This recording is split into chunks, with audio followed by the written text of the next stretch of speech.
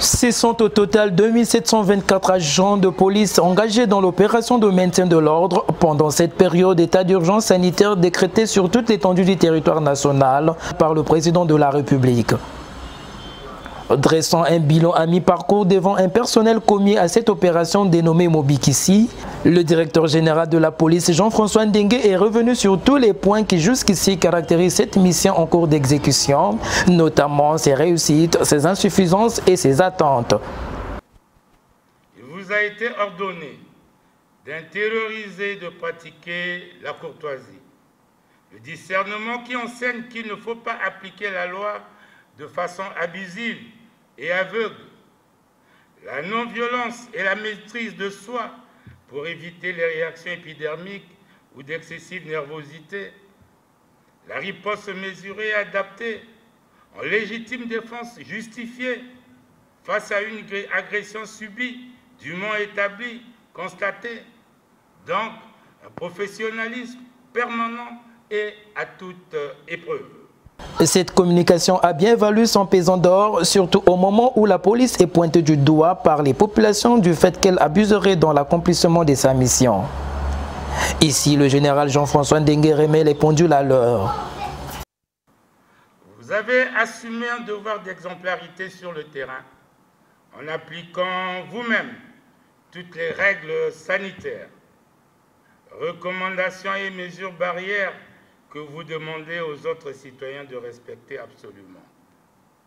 L'exemple le plus éclatant serait que tous vous portiez systématiquement le masque et respectez les mesures d'hygiène qui s'imposent à la riposte contre le Covid-19.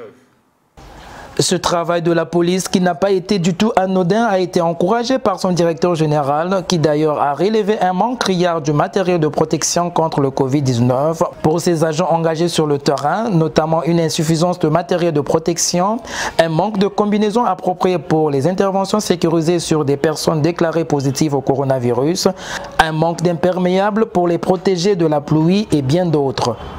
À côté de ce plaidoyer, Jean-François Ndenge sollicite la complicité de la population dans la facilitation de cette tâche. Épinglés dans de nombreux dérapages, ces agents ont été rappelés à l'ordre par le directeur général de la police qui n'est pas passé par le dos de la cuillère pour dénoncer ces pratiques. D'ailleurs, il a condamné avec force ces pratiques avant de prononcer des sanctions à l'encontre de ceux qui se feront prendre. Des attitudes de laxisme et de manque de rigueur épinglées. J'ai également été informé des cas d'extorsion.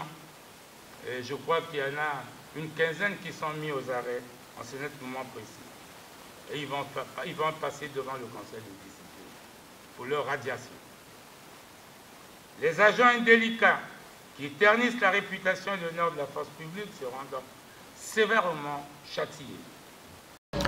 Avec près de 900 cas de contamination avérés de coronavirus au Congo, le rôle de la police est plus que sollicité pour faire respecter les mesures barrières afin de contrer la propagation de cette pandémie.